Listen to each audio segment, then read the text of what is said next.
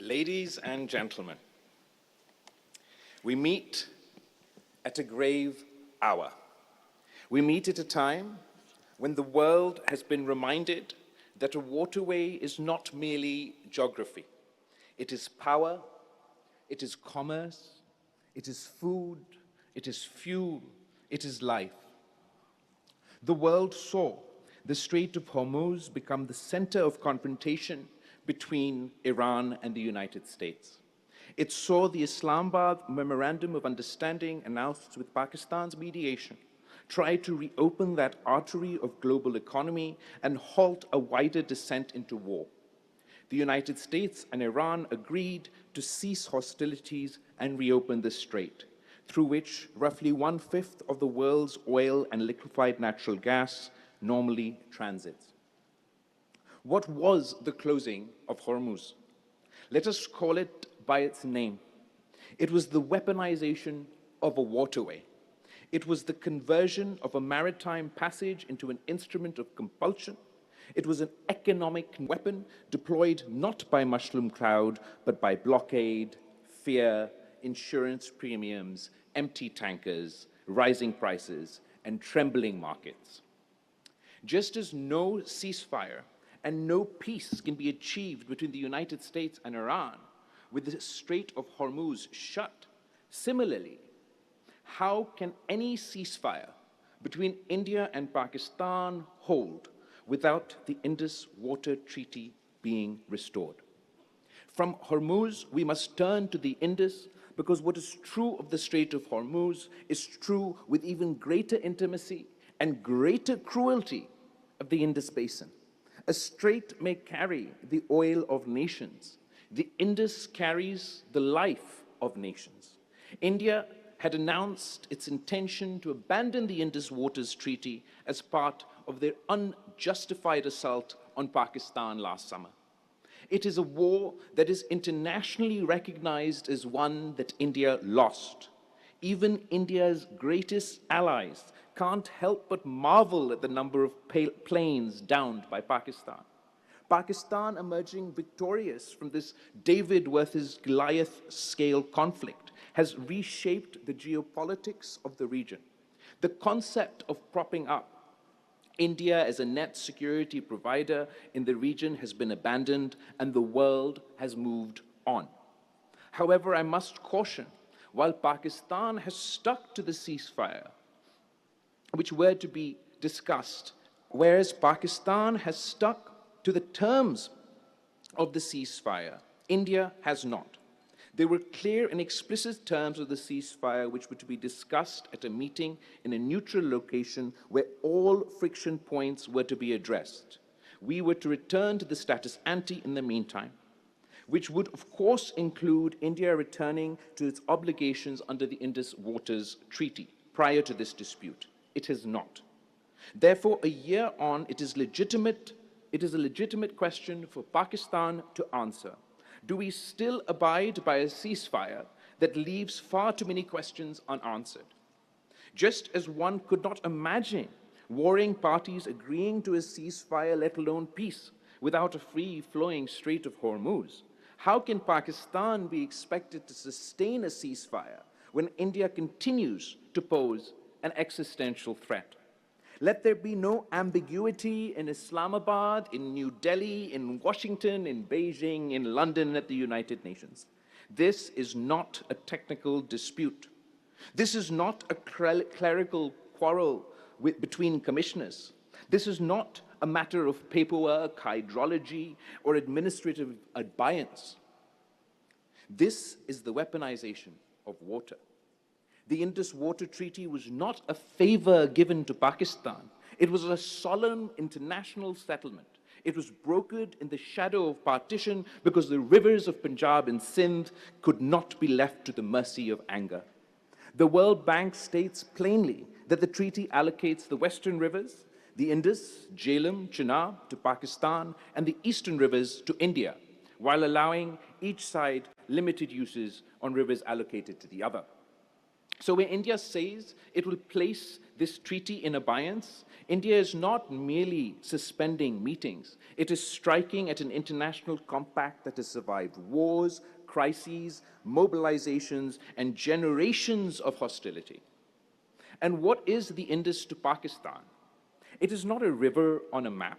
It is our bread, it is our cotton, it is our wheat, it is our fields of Sindh, our orchards of Punjab, our waters of Khyber Pakhtunkhwa, our channels of Balochistan. It is our farmer at dawn. It is our mothers drawing water, our children eating roti, our worker in the mill, our prayer before the harvest. To cut the Indus is not to pressure a government, it is to threaten a people. Pakistan has over 200 million souls. No state, no prime minister, no army, no court, no parliament, no political party, and no generation has the right to stand silent while the lifeline of those souls is placed under the shadow of coercion. We must therefore speak with the seriousness that this situation demands. Pakistan must treat every step towards the strangulation of its waters as a national security assault, not merely a diplomatic irritant, not as a footnote in a foreign ministry brief, not as another file to be moved from one desk to another. It must be treated as an attack on the foundations of the state. That does not mean that Pakistan seeks war. We do not seek war. We have buried too many sons. We have seen too much blood in this region. We know the price of adventurism. We know the tragedy of miscalculation. But peace is not surrender. Restraint is not paralysis. Diplomacy is not silence. And patience is not permission. If India wants the world to take its threats seriously, Pakistan must compel the world to take our survival seriously. Our message must be clear. Any move to block, divert, manipulate, or potentially politically control Pakistan's rightful waters will not be treated as routine engineering. Every survey, every tender, every canal proposal, every dam design, every concrete step towards changing the flow guaranteed to Pakistan must be treated as a strategic warning signal. It must trigger a whole of the state response, legal, diplomatic, economical, political, informational, national security preparedness, and even military response.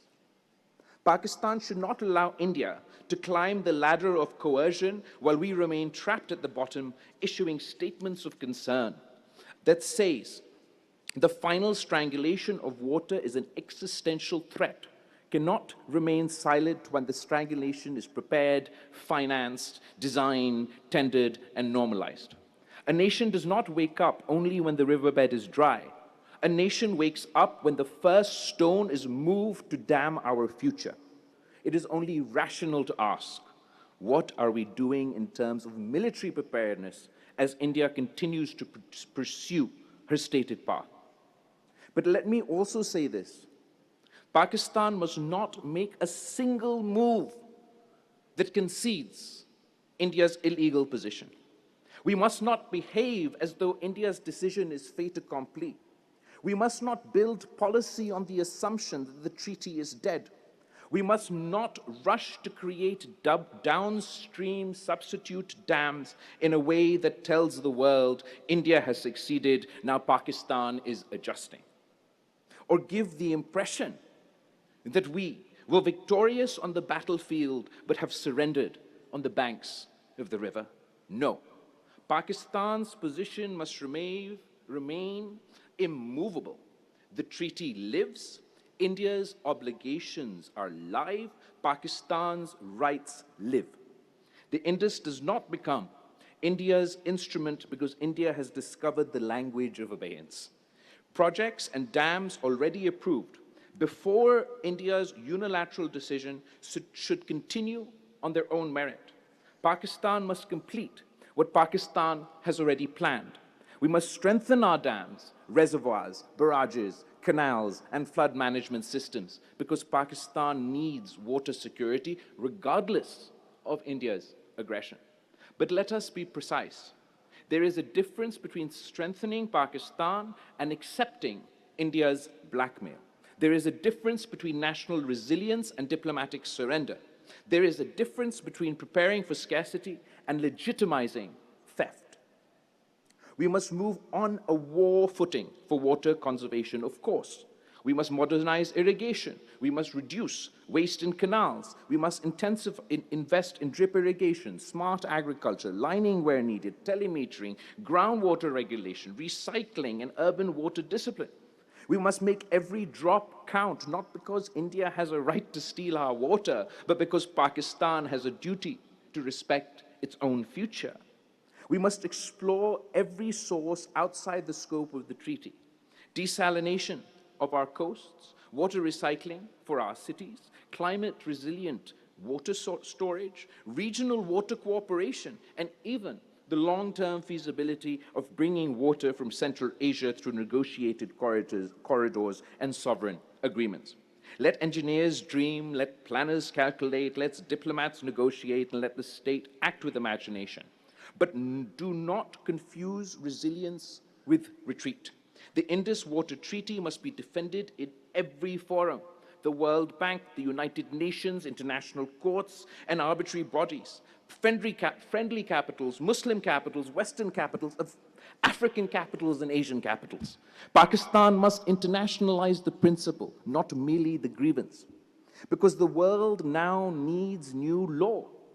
International law has rules for sea.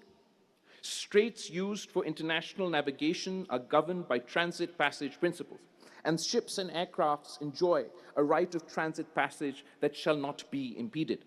International water law also rests on the equitable and reasonable utilization, prevention of significant harm, and prior notification of measures that may adversely affect other states' sharing of water courses. International humanitarian law recognizes that water installation and irrigation systems are indispensable for civilian survival. And the ICRC has warned that the deprivation of water as a method of warfare is strictly prohibited. Yet the age we are entering demands more. We need a new international convention against the weaponization of waterways. It must apply to maritime choke points like Hormuz, to transboundary rivers like the Indus. It must prohibit the use of civilian water dependency as a coercive instrument. It must create emergency injunctions against unilateral treaty suspensions. It must impose automatic international scrutiny on projects that threaten downstream survival. It must recognize that in a climate-stressed century, water coercion is not merely unfriendly conduct. It is aggression by other means. The 20th century feared the bomb, so the 21st century must also fear the faucet controlled by a hostile hand. And to our Indian neighbors, I say this: you cannot build greatness on the thirst of another people. You cannot call yourself a civilization while threatening another civilization's river. You cannot speak of democracy while placing millions under hydrological siege. You cannot invoke development while turning water into a weapon. The Indus is older than both our flags. It has seen empires come and go. It has seen kings, colonizers, conquerors, generals, viceroys, prime ministers, and presidents. They all passed. The river remained, and Pakistan will remain. We must understand the nature of the conflict before us. It is not confined to one front. It is not only a matter of borders. Pakistan is being targeted through proxies, through propaganda, through economic pressures, through attempts at diplomatic isolation, through hybrid warfare, through the politics of fear, and now through the politics of water. This is war by other means. When a state seeks to isolate you, destabilize you, blame you, bleed you, then threaten the river that sustains your people, You are already in a war of national survival. Whether the guns are firing every day or not, the only test is not the only test of war. The test is whether the life of the nation is being targeted. And today, the life of the nation is being targeted. So let us rise above party, above province, above faction, above the petty quarrels that have so often weakened us. The Indus does not belong to one government. It does not belong to one party. It does not belong to one province. It belongs to Pakistan. It belongs to history. Let there be unity in Parliament. Let there be clarity at GHQ. Let there be resolve in the Foreign Office. Let there be urgency across government. Let there be science in our university. Let there be sacrifice in our politics. And let there be discipline in our people. We do not ask for charity. We demand law. We do not ask for sympathy. We demand justice. We do not ask for permission to live. We assert our right to life. Pakistan must say to the world, the Indus cannot be held hostage.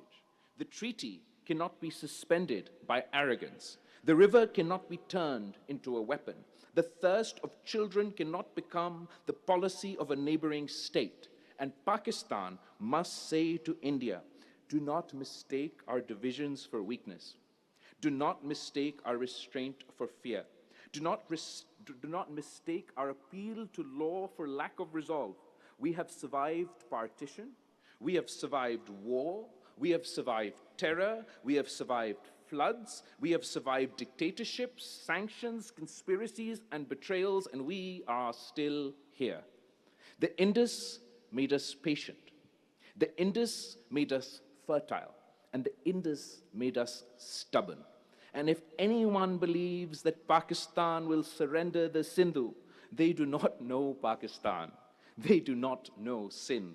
They do not know Punjab. They do not know Balochistan. They do not know Khyber Pakhtunkhwa. They do not know Kashmir or Gilgit-Baltistan. They do not know the people who have lived by these rivers for thousands and thousands of years. We want peace, but peace with dignity. We want dialogue, but dialogue under law. We want coexistence, but not submission. So from this seminar, from this city, from this moment, let a message go forth. Pakistan will defend its water, its people, its treaty, its sovereignty, and its future. The world should not pretend that the strangulation of the Indus is a technical dispute. It is in public literature on Pakistan's deterrence posture. Economic strangulation has long been treated as one of the gravest thresholds, and stopping the Indus has been understood as falling within this category. Therefore, when India weaponizes water, it is not merely violating a treaty, it is pushing South Asia towards the edge of strategic catastrophe. If we see an attack on our rivers as a military assault, we must respond militarily as well. Pakistan should escalate militarily at the tendering stage, mobilize at the construction stage, and proceed to conventional conflict. And if all else fails, our waters are truly cut off. The Indus is not negotiable. The Sindhu is not for surrender. Let the world understand the danger of what India has done. No power, however large, however arrogant, however intoxicated, could impose an existential defeat upon Pakistan. And what is more existential than water? A nation may survive sanctions. A nation may survive isolation. A nation may survive diplomatic pressures. But no nation can survive the deliberate strangulation of its rivers that feeds its fields, its children, and its future. This is why the Indus cannot be treated as an ordinary dispute. This is why the suspension of the Indus water treaties cannot be treated as diplomatic theater. This is why every capital in the world must understand the weaponization of the Indus is not a bureaucratic act, it is a strategic act.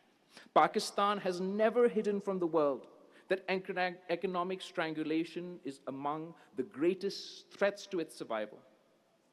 Therefore, India must not be allowed to believe that it can climb step by step towards water strangulation while the world yawns, while institutions debate vocabulary, while diplomats search for softer phrases, and while Pakistan is expected to remain quiet until the riverbed is dry. No. A nation does not defend its life only at the final moment. A nation defends its life at the first warning. Every move towards coercive control of Pakistan's waters must be understood as an escalation in a national security crisis. Every declaration, every project, every administrative step, every attempt to normalize unilateral control over flows guaranteed to Pakistan must be answered with seriousness, unity, preparedness, and the full force of sovereign resolve.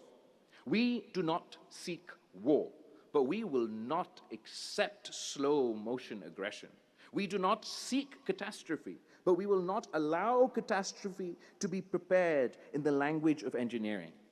We do not seek confrontation, but no one should mistake restraint for surrender. The purpose of deterrent is to prevent disaster, not to invite it. But deterrence collapses when red lines are blurred, when existential threats are minimized, when aggressors are allowed to test the patience of nations, drop by drop, brick by brick, canal by canal, and dam by dam. So Pakistan must speak clearly. The Indus is not a pressure point. The Indus is not a bargaining chip.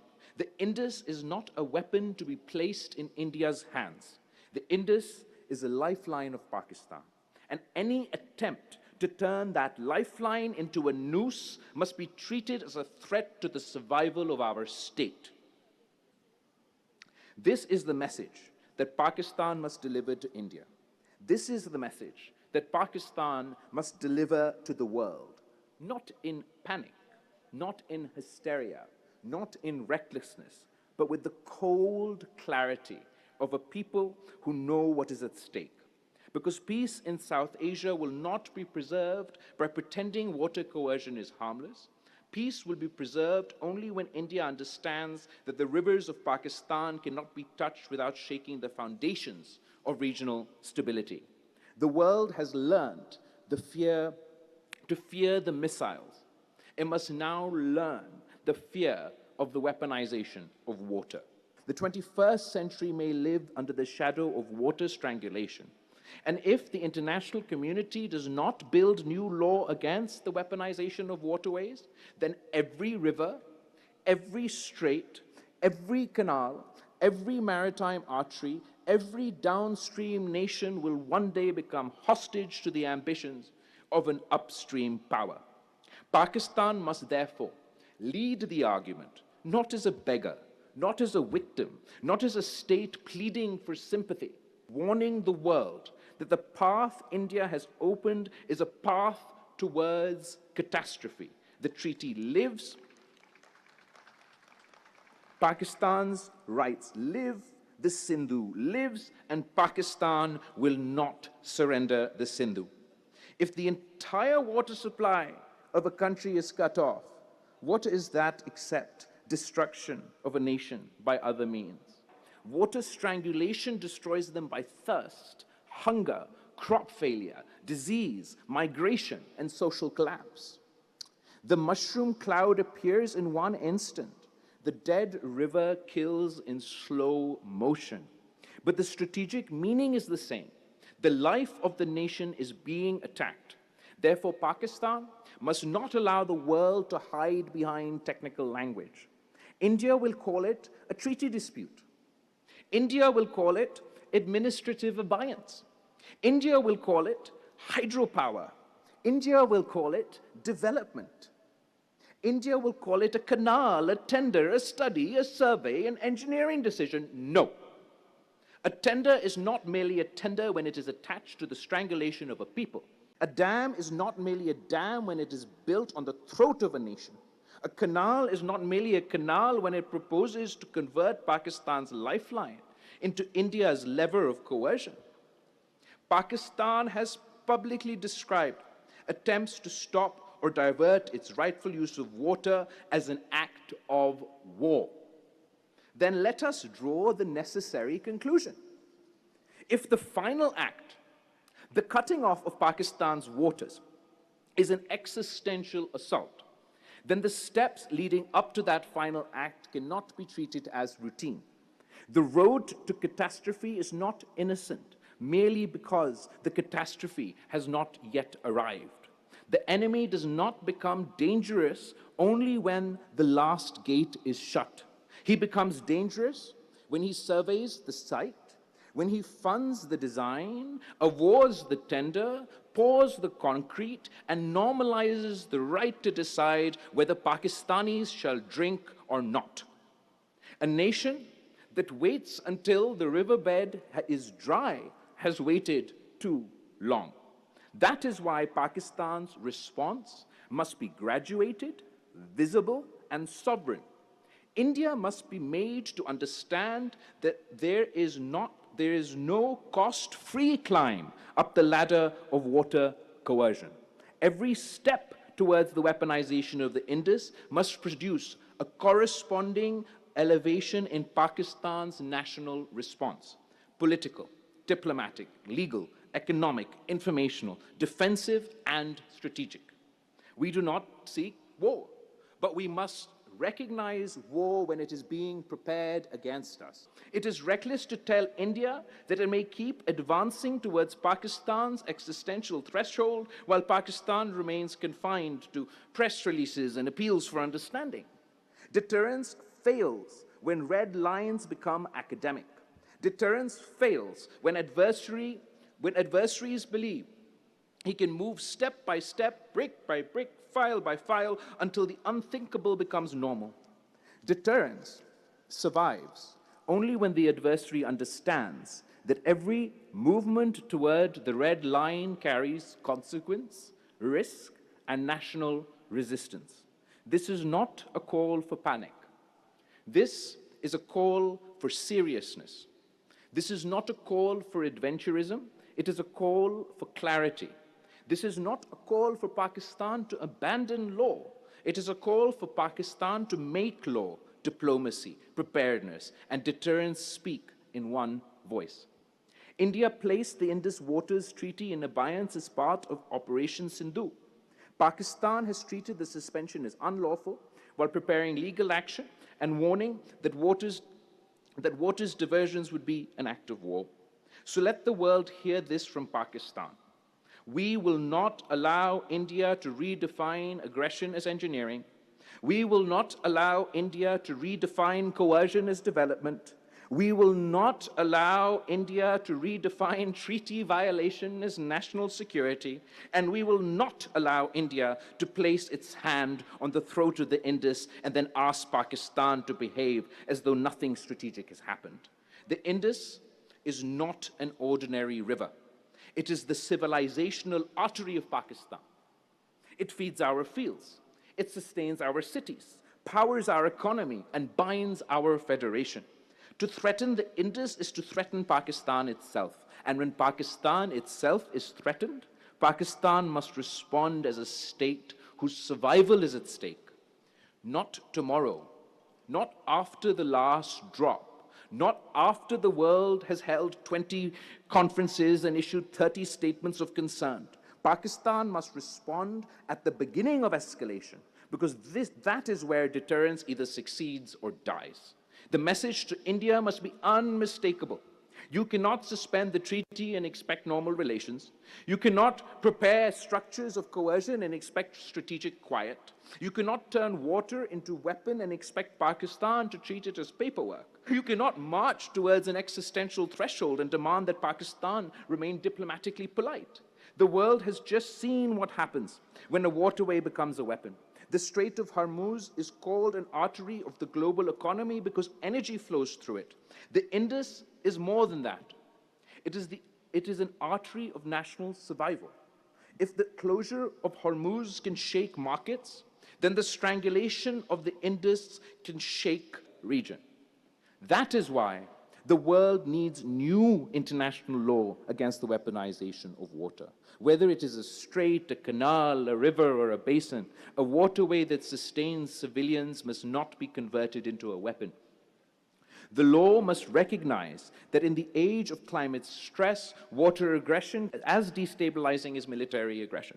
Pakistan must lead that argument, but Pakistan must also understand that law without power is a petition. Power without law is chaos. We need both. We need the legal case, the diplomatic case, the humanitarian case, the climate case, and the deterrence case. Above all, we need national unity. The Indus belongs to the farmer of Sindh, the grower of Punjab, the worker of Karachi, the family of Balochistan, the mountains of Pakhtunkhwa, and is the future of every Pakistani child. We build resilience because Pakistan must be strong, not because India has the right to steal. We preserve water because our future demands wisdom, not because we accept blackmail. We prepare for scarcity, but we do not legitimize strangulation. The treaty lives, Pakistan's rights live, the Sindhu lives. And any state that imagines Pakistan will surrender the Sindhu has misunderstood our history, our politics, our people, and our resolve. We are a nation born of struggle. We have endured wars and sanctions and floods and terrorism and isolation and betrayal. We are still here. As long as the Sindhu flows through the body of Pakistan, Pakistan will not bow. Let no one misunderstand us. Pakistan's deterrence does not begin when the last drop has vanished. Deterrence begins when the adversary first moves towards the strangulation of a nation. If total water denial is an existential threat, then the path towards total water denial is not innocent. A survey, a tender, a canal, a dam, a diversion, a legal fiction called abeyance, each must be treated not as paperwork, but as movement towards that strategic threshold. Pakistan must make the world understand that the Indus is not a bargaining chip. It is the bloodstream of our republic. To threaten it is to threaten the survival of our state. And when survival is threatened, all instruments of national power become relevant. Diplomacy, law, economy, public mobilization, defense preparedness, and strategic deterrence. We are not discussing irrigation. We are discussing coercion. We are not discussing canals. We are discussing the deliberate manufacture of famine, migration, economic collapse, and national paralysis. A weaponized river can destroy a country in slow motion. The life of a people is under attack. Therefore, India must be told clearly, do not climb this ladder and imagine that Pakistan will remain at the bottom. Do not move brick by brick towards our strangulation and expect only memoranda from Islamabad. Do not mistake Pakistan's appeal for international law for strategic helplessness. We seek peace but not surrender. We seek law but not helplessness. We seek restraint but not national suicide. The Sindhu is not India's weapon. The Sindhu is Pakistan's lifeline, and any attempt to turn that lifeline into a noose must be answered with the full seriousness of a nation defending its existence. The Indus is not merely an artery of Pakistan's economy. It is the bloodstream of Pakistan itself. The Indus is not a river on the map. The Indus is Pakistan in motion. And therefore, India places Indus Waters Treaty in abeyance when India threatens to divert waters that sustain Pakistan, when Indian ministers speak of taking water that flows to Pakistan and sending it elsewhere. This is not paperwork. This is not engineering. This is not administration. This is the weaponization of water. Let no one in New Delhi, Islamabad, Washington, Beijing, London, Riyadh, Tehran, and the United Nations pretend that this is a normal dispute. Pakistan has said that any attempt to divert the flow of water belonging to Pakistan is an act of war. The phrase act of war must not be uttered casually, but once uttered, it must not be hollow. If water strangulation is an act of war, then steps towards water strangulation cannot be treated as acts of peace. If the final cutting off of Pakistan's water would be an existential assault, then the road to that assault is not innocent. The survey is not innocent. The tender is not innocent. The canal is not innocent. The dam is not innocent. The legal fiction of abeyance is not innocent. A noose does not become dangerous only when the neck is broken. It becomes dangerous when it is tied. Therefore, let us say clearly what others are afraid to say. To cut off the waters of Pakistan is to place Pakistan under strategic attack. If the life of the nation is under assault, then Pakistan cannot wait until the riverbed is dry before it wakes up. A state that waits for the last drop has already surrendered the first principle of deterrence. Deterrence is not a speech after defeat. Deterrence is a warning that prevents defeat. So the argument before Pakistan is simple. Every Indian step towards coercive control of Pakistan's waters must be treated as strategic escalation. Every legal fiction, every engineering project, every attempt to normalize unilateral power over Pakistan's lifeline must be answered by corresponding elevation and escalation in Pakistan's national security posture. Not hysteria, not adventurism, not empty shouting, but seriousness, visible seriousness, sovereign seriousness. India must not be allowed to climb the ladder of water coercion while Pakistan is kept at the bottom, issuing press releases. India must not be allowed to move brick by brick towards our strangulation where the world calls for restraint only from the victim. India must not be allowed to convert hydrology into hostility and then hide behind the vocabulary of development. A dam is not merely a dam when it is built on the throat of a nation. A canal is not merely a canal when it is designed to make a people thirsty. A treaty violation is not merely a treaty violation when the treaty protects the lifeline of more than 200 million people. Let the world hear this.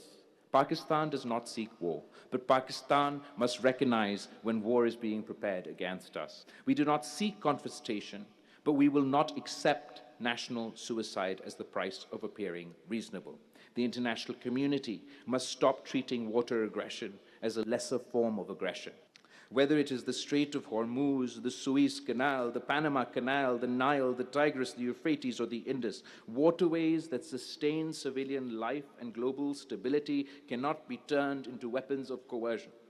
There must be a new international convention against the weaponization of waterways, a convention that says no state may use civilian water dependence as a weapon, a convention that says no upstream power may hold a downstream people hostage, a convention that says no maritime checkpoint may be closed to blackmail, a convention that says water is not a weapon, a convention that says thirst is not diplomacy, a convention that says famine is not statecraft. We must take the climate case to every summit. We must take the diplomatic case to every capital. And Pakistan must make the deterrence case to every strategist who thinks South Asia can survive casual experiments with the Indus. The treaty lives, Pakistan's rights live, the Indus lives. Projects already approved before India's unilateral actions, our reservoirs, our dams, our barrages, our flood systems, our canals, our capacity stores, all must be strengthened because Pakistan needs water security. We are strengthening Pakistan because we have a duty to survive. Resilience is not surrender. Preparedness is not acceptance. Conversion is not concession. Pakistan must prepare for scarcity without legitimizing strangulation. And let us be honest about the wider war being waged against Pakistan. This is not only a water dispute. This is one front in a broader campaign. Pressure at the borders, proxy violence, propaganda, failed attempts at diplomatic isolation, economic coercion, hybrid warfare, and now the threat of hydrological coercion. This is a war by other means. A bullet is not the only weapon. A blockade is a weapon. A sanction can be a weapon. A lie can be a weapon. A proxy can be a weapon. A river can be made into a weapon. And when the river is the Indus, the weapon is aimed at the heart of Pakistan. So let us rise above party, above province, above faction, above the smallness that has too often made Pakistan vulnerable. We do not ask for charity, we demand law. Pakistan was not created to accept thirst as our destiny. The Indus is older than both our flags. It has seen empires come and go. They have all passed. The river remains. Pakistan will remain. The Indus is not negotiable. The Sindhu is not for surrender. Marsu, Marsu, Sindhu na desu. Thank you.